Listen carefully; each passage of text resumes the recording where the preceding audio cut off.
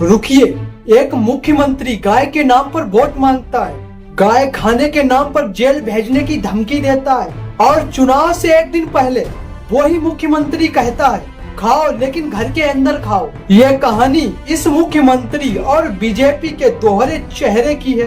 देखिए, गोमांस खाने वाला कैंडिडेट पे वोट चाहिए सर। क्यों नहीं चाहिए? असम में बहुत सारे मुस्लिम लोग हैं, ये गोमांस खाते हैं। हम मना तो नहीं कर रहा हूँ, हम एक ही बात बोला, घर का अंदर सामाजिक प्लेस में मत खा। और मुसलमान खाते, असमिया मुसलमान भी गोमांस खाते, हम कैसे मना करूंगा? लेकिन हमने क्या बोला, मंदिर का 5 किलोमीटर का रेंज में मत खा, होटल में मत खा। ये है असम के मुख्यमंत्री हेमंत बिस्वा शर्मा। इन्होंने 2021 में असम में कैटल प्रिजर्वेशन एक्ट लाया। गौ मांस खाने के नाम पर 3 साल का जेल भेजने का प्रावधान किया। चुनाव से पहले जोरहट में बोले जो व्यक्ति गाय मांस खाएगा उसके नाम पर मैं FIR दर्ज करवाऊंगा, उसे मैं नहीं छोड़ूंगा। और चुनाव से ठीक एक दिन पहले वही सीएम, वही मुख्यमंत्री बोलते हैं कि मुसलमान गाय खा सकते हैं लेकिन घर के अंदर खा सकते हैं। घर के अंदर खाओ, बोलिए ये किस प्रकार की राजनीति है? दोस्तों, आसाम में 34% आबादी मुस्लिम्स की है, यानी 1,30,00,000 से भी ज्यादा नागरिक। सोचिए, जब वोट चाहिए तो नर्म, जब वोट मिल जाए तो सख्त। यह नीति है या वोट की नौटंकी? यह है हमारे देश के मुख्यमंत्री, कैमरे के सामने, मीडिया के सामने, पूरे देश के सामने। लेकिन यह सनकी इंसान इतना बौखलाया हुआ क्यों है? सुनिए पूरी कहानी। 5 अप्रैल 2026 को कांग्रेस नेता पवन खेड़ा ने आरोप लगाया कि सीएम की पत्नी रिंकी भूयान शर्मा पर 3 गंभीर आरोप लगाए। पहला, उनके पास 3 विदेशी पासपोर्ट हैं, UAE का, इजिप्ट का, एंटीगुआ का, जबकि भारत में डुअल सिटीजनशिप रखना गंभीर आरोप है। दूसरा, दुबई में आलीशान प्रॉपर्टीज जो सीएम के इलेक्शन एफिडेविट में कहीं डिक्लेयर नहीं करती हैं। तीसरा, अमेरिका के वियोमिनी में Rinki Bhuyan Sharma assets collective LLC के नाम से कंपनी चलाई जा रही, जिसका बजट बताया गया 52,000 करोड़ रुपए है। दोस्तों, इतने बड़े आरोपों का जवाब क्या मिला? सुनिए। तो पवन खेड़ा एक गंदू आदमी है, राहुल गांधी भी पागल है, ये पवन खेड़ा उससे भी ज्यादा पागल है। पवन खेड़ा बन जाएगा पवन खेड़ा, मैं इसको ठीक से पेलूंगा। पवन खेड़ा जांच नहीं, सफाई नहीं, डॉक्यूमेंट्स नहीं, सीधे गाली, सीधे धमकी।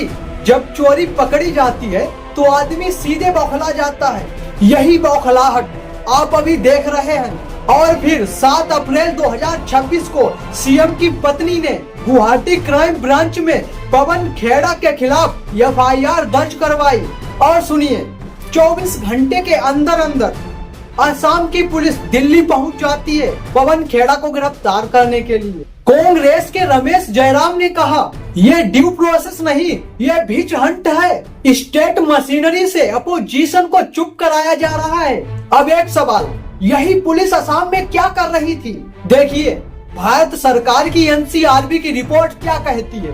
90,000 से ज्यादा महिलाओं के खिलाफ क्राइम्स के केस पेंडिंग पड़े हुए हैं। 10,000 से ज्यादा बच्चों के खिलाफ क्राइम्स के केस पेंडिंग पड़े हैं। 3,080 से ज्यादा पोक्सो एक्ट के तहत बच्चियों के खिलाफ शोषण के केस पेंडिंग पड़े हुए हैं। स्लो जस्टिस, ग्रोइंग बैकलॉग, 90,000 से ज्यादा माँ बहनों का इंसाफ रुका हुआ पड़ा है। 3,080 मासूम बच्चियों का इंसाफ रुका हुआ पड़ा है। इन केसेस में पुलिस को बिल्कुल भी फुर्सत नहीं है, लेकिन सीएम की पत्नी पर लगे आरोपों को दबाने के लिए 24 घंटे के अंदर अंदर असम से पुलिस दिल्ली पहुंच जाती है। ये लोकतंत्र की पुलिस नहीं है, ये सीएम के पर्सनल सैनिक हैं। असम के बच्चे अपने सीएम को देखकर क्या सीख रहे हैं, क्या शिक्षा ले रहे हैं?